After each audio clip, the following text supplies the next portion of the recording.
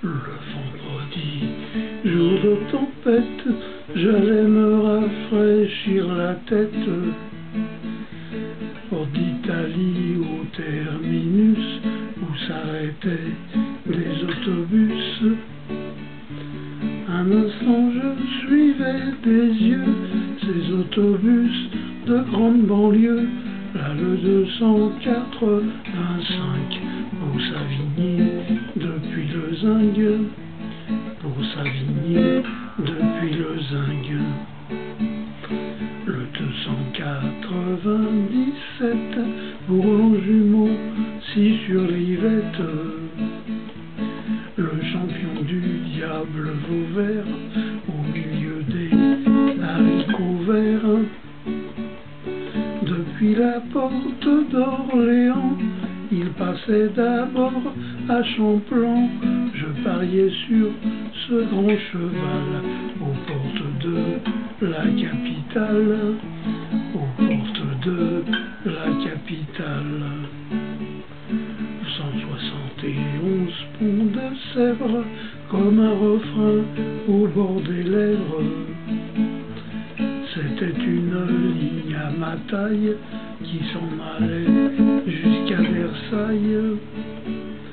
En remontant par la vallée, sous le viaduc de Viroflay, les vents debout, toujours à l'ouest, avant de retourner sa veste, avant de retourner sa veste. Pour le 244, y avait pas besoin de se battre. C'était une ligne de fuite, comme le 258. Avec seulement 3 tickets, on en avait pour la journée. À Port-Marly, dans les vitrines, y avait la Seine et la machine. Il y avait la Seine et la machine. Au pont de Neuilly en voiture, pour s'évader dans la nature. J'y enfonçais les portes ouvertes d'anciennes grandes de découverte.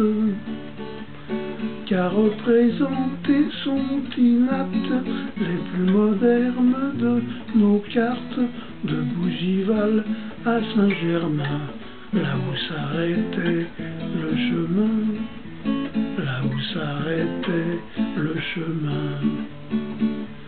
262 pour l'élite, allait jusqu'à Maison Lafitte.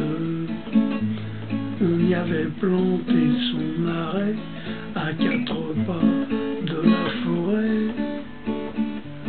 C'était un voyage au long cours, passer le pont de Charlesbourg, traversant la Seine à Beson, derrière la ligne d'horizon, derrière la ligne d'horizon.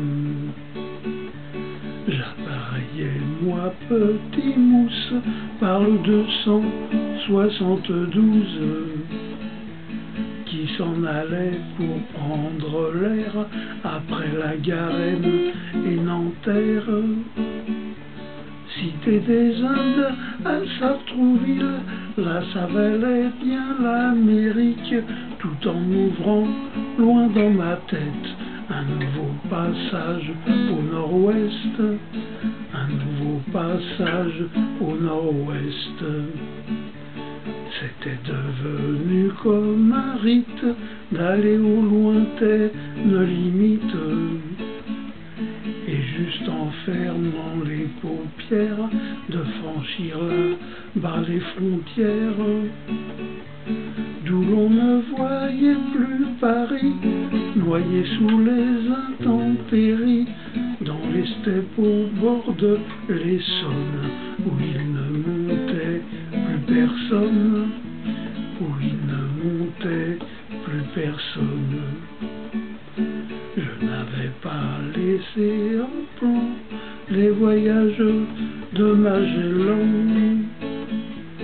ni jugé de trop grand format ce fait par Vasco de Gama.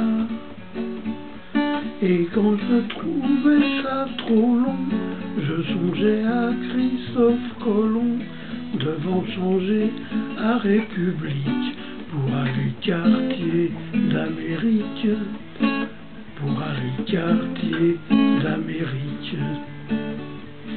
Tout ça se passait dans la tête d'un machiniste à la retraite, qui aimait conduire par tout climat ses autobus de cinéma, qui voyait encore plein les cieux des autobus de grande banlieue, les vendredis, jours de tempête, précédant les dimanches et fêtes, précédant les dimanches et fêtes.